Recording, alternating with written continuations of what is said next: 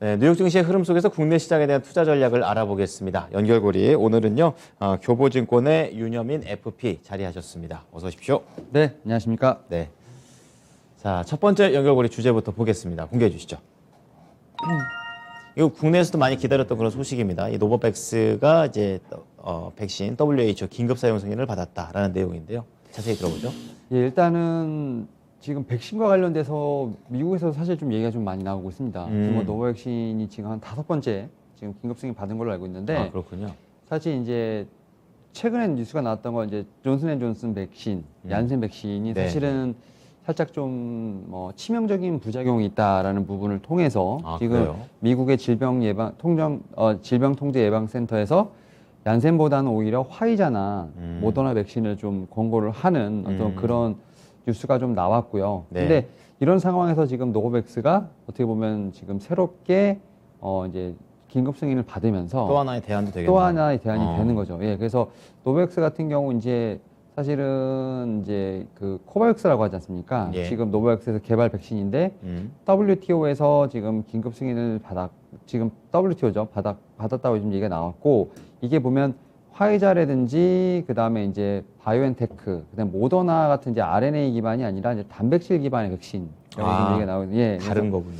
예. 그래서 지금 뭐 노바소비트라는 백신 또한 지금 WTO 추가 긴급 승인을 받을 거라고 지금 얘기가 나오고 있는데, 또 간밤에 지금 유럽 의약품 안정청에서 그래서 지금 이걸 기다리고 있었죠. 승인이 나왔지 않습니까? 그래서 사실은 이제 노바백스 같은 경우는 WTO 이제 뿐만 아니라 뭐 영국, 인도, 호주, 뭐 뉴질랜드 지금 다 긴급 승인을 좀 신청을 해놓은 상태이기 때문에 그렇군요. 일단 제가 볼 때는 충분히 일단은 뭐 세계적인 백신이 되지 않을까 좀 생각을 하고 있고, 사실 이런 부분 중에서 지금 간밤에 상당히 좀 크게 좀 움직였던 부분이 있는데, 결국은 이제 백신에 대한 부분이 아직까지는 그 오미크론에 대해서 다 증명된 건 없습니다. 그렇죠. 증명된 건 없죠. 그리고 네. 지금 이 노바백스 같은 경우도 오미크론 변이에 대해서는 지금 뭐 효능이 구체적으로 확인되진 않았다고 얘기를 했기 때문에 지금 이제 기존의 변이 바이러스 네. 정도까지만 제가 볼 때는 커버가 되는 것 같아요. 델타까지. 네, 근데 네. 이제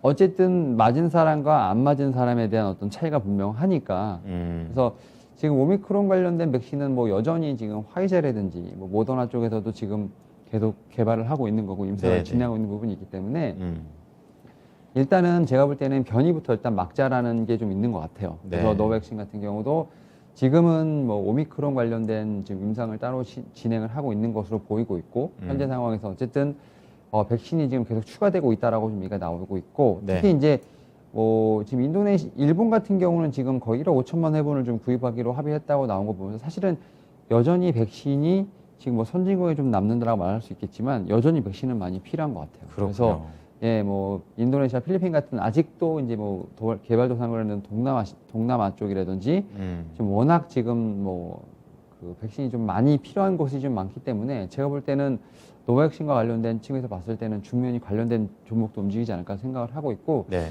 다만 이제 이 오미크론 관련된 부분에서는 뭐 사실은 이제 뭐 사망률이라든지 전염성 관련된 얘기가 충분히 많이 나오고 있습니다만, 네. 확실하게 이제 뭐 결론이 나거나 임상이 나온 건 아직까지는 제가 볼 때는 그렇죠. 없는 것 같아요. 아직 ING죠. 네, 그래서 그와 관련된 백신이 또 다시 이제 업데이트가 되지 않을까 생각을 하고 있고, 지금 우리나라 같은 경우도 지금 이제 60대 이상 네. 이제 좀 노인분들 같은 경우는 3차를 지금 맞지 않습니까? 지금 부모님들은 거의 다 맞으셨더라고요. 네. 모더나 화이자 쪽으로. 근데 이제 만약에 오미크론 관련돼서 또 나오게 되면 4차까지도 맞을 수 있는.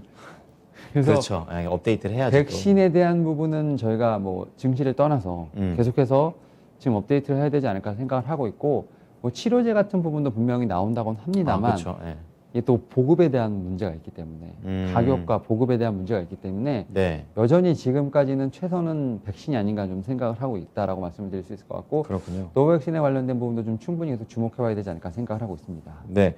자, 그렇다면 이제 국내에서도 노바백스하고 관련 있는 기업들도 있고 또 관련한 그런 CMO 기업들도 많을 텐데 어떤 기업들로 볼까요? 그러니까 저는 이제 백신과 관련된 종목은 딱 이제 제가 계속 두 종목만 얘기를 하는 것 같아요. 일단은 그렇죠. 예. 삼성바이오로직스는 이제 충분히 이제 우리나라에서 뭐 CMO, 네. CDMO가 거의 대장주라고 볼 수 있죠. 자리를 잡아가더라고요. 네, 그리고 수주량도 이제 늘고. 뭐 4공장부터 시작해서 뭐 5공장, 6공장 건설 얘기도 있고, 그러니까 제가 삼성바이오록스를 말씀드릴 때 항상 말씀드렸던 게 뭐냐면 실적이 나오고 네. 근데 그걸 갖고 또 캐파를 공장을 증설해서 또 예. 다른 이제 실적을 내는 어떤 약간 선순환 구조. 그러게요. 그러면서 1위의 위치를 확고하게 굳히는. 그러니까 뭐 최근에 좀 상당히 좀 상승이 나던 2차 전지라든지 네. 반도체든지 네. 네. 약간 그런 사이클을 가고 있다. 그래서 제약바이오도 사실은 이제는 실적이 나오는 종목을 계속 봐야 된다. 그러니까 기대감만으로 가는 건 네. 아니다 이거죠. 그러니까 요즘은 투자자분들이 워낙 스마트하셨기 맞아요. 때문에 정보도 많고. 기대감으로 올리는 것도 있겠지만 결국은 실적이라든지 모멘텀을 계속 확인하려고 하다 보니까 주가에 굴곡이 있더라도 결국은 이제 모멘텀 있는 종목들, 실적 그렇죠. 있는 종목들에서 예, 봤을 예. 때 삼성바이오록스가 저는 일단 첫 번째 탑 티어 1이라고 말씀을 드릴 수 있을 것 같고 네. 이제 두 번째가 이제 저는 ST팜을 좀 말씀을 드리고 싶은데 사실 ST팜이 계속 이제 최근에 보면 고점을 경신하는 모습을 좀 보여주고 있는데 그렇죠. 뭐 어제 같은 경우 리포트까지 나왔습니다. 리포트가 나왔는데 음. 이제 이 종목도 3분기 흑전을 했어요. 그리고 캐파 증설이 나오면서 사실은 이제 주가가 기폭제가 됐죠. 상승 기폭제가 됐는데 네네.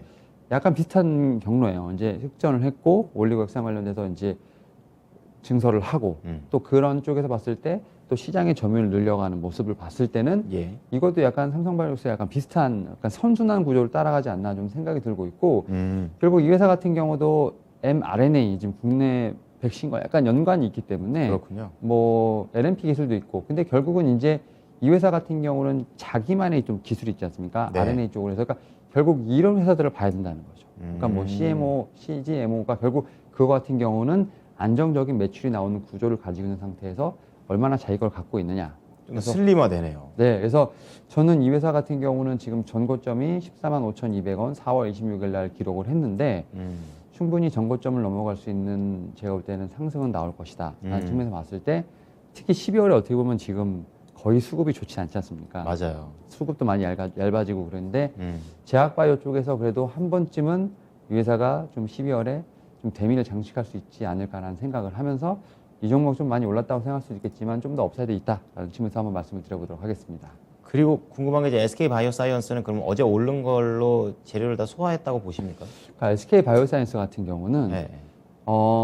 여전히 그 SK 케미칼부터 시작해서 약간의 좀 그런 좀 잡음도 약간 있는 것 같고 그러니까 SK 바이오사이언스 같은 경우는 저도 충분히 실적이라든지 이런 삼성바이오로스랑 약간 비슷한 부분이 있는데 그 삼성바이오로스는 이제 SPM 같은 경우는 약간 CDMO나 CMO에 대한 약간 확실한 어떤 그런 자리를 굳힌 것 같은데 SK 바이오사이언스 하면 약간의 그 굳혀가는 관계. 예, 노바백스는 과정이다. 약간 계속 약간 이런 연관성 때문에 좀 많이 흔들리는 부분이 있는 것 같아요. 그러니까 결국 안전성. 그거는 회사의 어떤 모멘텀이라기보다는 그냥 시장에서 바라보는 관점인 것 같아요. 그렇군요. 그러니까 노바백스, 그럼 SK바이오스 약간 이런 느낌인 거고 맞아요. 예. 삼성바이오스라든지 뭐 스방 같은 경우는 그냥 실적이나 지킬 수 있으니까 약간 이런 느낌이기 때문에 약간 좀 그런 때를 좀 벗어나야 되지 않을까. 뭐 사실 이제 SK바이오스 같은 경우는 자기 자체적인 백신이 있지 않습니까? 그쵸. 그러니까 그런 부분에서 다시 한번 좀 모멘텀은 충분히 있지 않을까 생각을 하는데 일단 요거는 나와야지만 그쵸. 모멘텀을 좀 받을 수 있기 때문에 제가 볼 때는 좀 안정적으로 그나마 가려면 이 두 개가 좀 낫지 않을까 생각을 하고 있습니다. 다 좋은 회사지만 더 그렇죠. 좋은 회사를 고른 두 개로 네. 삼성바이오로직스와 ST팜을 말씀해 주셨습니다.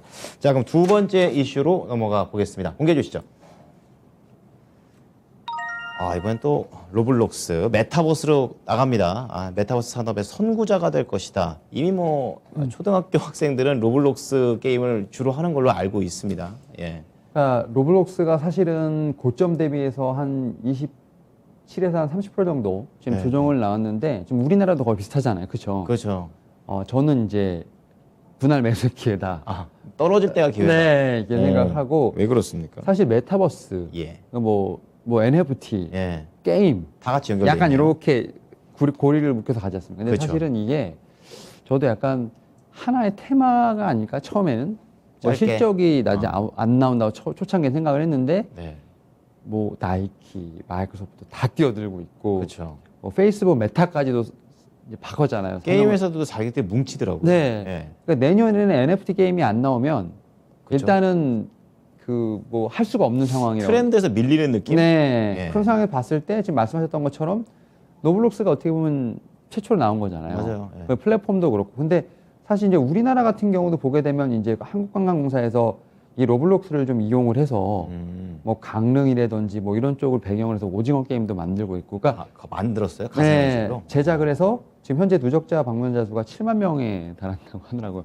진짜 몰랐어요. 네, 그러니까 그런 식으로 이 어. 로블록스의 어떤 세계관이 네. 전국 어디든, 그러니까 이제 미국에서 로블록스로 이제 한국 관광을 하는 거죠. 아, 그렇군요. 네. 또 코로나 걱정도 없고. 네, 네. 그러다 그렇군요. 보니까 2025년까지 뭐 연 25% 성장하지 않을까 이런 생각을 하면서 네.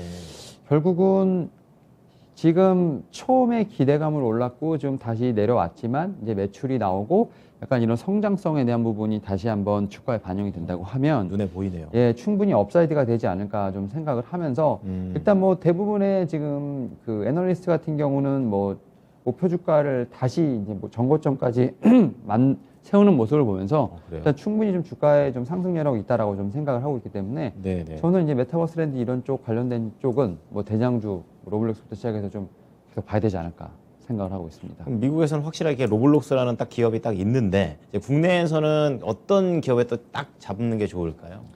일단 뭐 저는 첫 번째가 네이버가 아닐까. 제페토 때문에 그렇습니까? 제페토, 그렇죠. 제페토가 제가 볼 때는 충분히 그 기업에서, 그러니까 이 플랫폼 쪽에서 봤을 때는 가장 거대하고 그 다음에 가입자도 많은데 일단은 IT 서비스 관련된 쪽에서 좀 많이 올랐기 때문에 지금 계속 조정을 받는 부분이 있고 사실 네이버는 모멘텀이 좀 여러 개가 있다 보니까 네. 제페토만의 어떤 그런 어떤 주가가 관심이 초점이 되는 것 같지는 않아요. 그래서 시너지도 날 수 있다는 분이 네, 그래서 얘기시군요. 제가 볼 때는 그 네이버 제페토가 일단은 좀 방향성 제시는 해줄 수 있다. 예, 뭐 그건 주가는 별개로 좀 그렇게 생각을 하고 있고 사실 제페토가 지금 이제 아까 말씀드렸던 관광 그 개발 쪽 그쪽하고도 좀 제가 볼 때는 일을 하고 있는 것 같아요. 그래서 네. 한국관광공사가 로블록스랑도 일을 하지만 네이버 제페토하고도 좀 일을 하고 있고 여기서 지금 뭐 한국에 숨겨진 뭐 보물 같은 도시 이러면서 이렇게 페스티벌 같은 경우도 진행을 해서 공개를 했다고 합니다. 그러니까 사실 한국관광공사도 이런 식으로 해서 어쨌든 투어리즘을 좀 활성화하는 모습을 좀 보면서 이제는 오프라인에서 온라인까지도 이제 다 약간 비즈니스가 이제 약간 투트랙으로 가는 좀 그런 전략을 보면서 충분히 제가 볼 때는 이 메타버스의 성장성을 확인했다라고 좀 생각이 들고 있고 새로운 변화네요. 네, 그리고 일단 또 최근에 보면 넵튠이라는 종목이 좀 상당히 조정을 좀 많이 받았는데 그렇죠.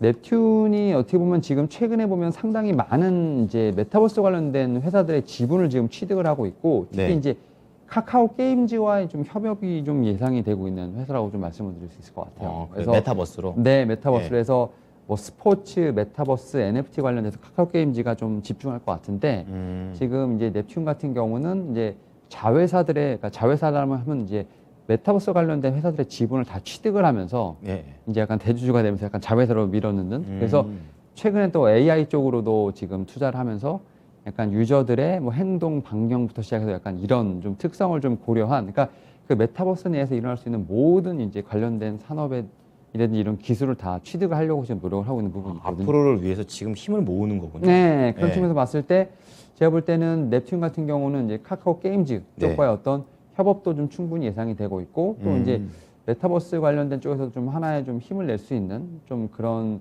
종목이 되지 않을까 생각을 하면서 이 종목 같은 경우도 고점 대비해서 거의 40% 이상 좀 조정을 받았고 약간 비슷하죠. 대부분의 메타버스 가격적인 매력이 있다는 거죠. 좀 저점에서도 충분히 가능하지 않을까 생각을 하면서 좀 관련된 종목으로 좀 말씀을 드려보도록 하겠습니다. 네, 오늘은 CMO하고 메타버스 잘 체크해 보도록 하겠습니다. 고맙습니다. 네, 감사합니다. 네, 지금까지 교보증권 윤여민 FP와 함께한 연결고리였습니다.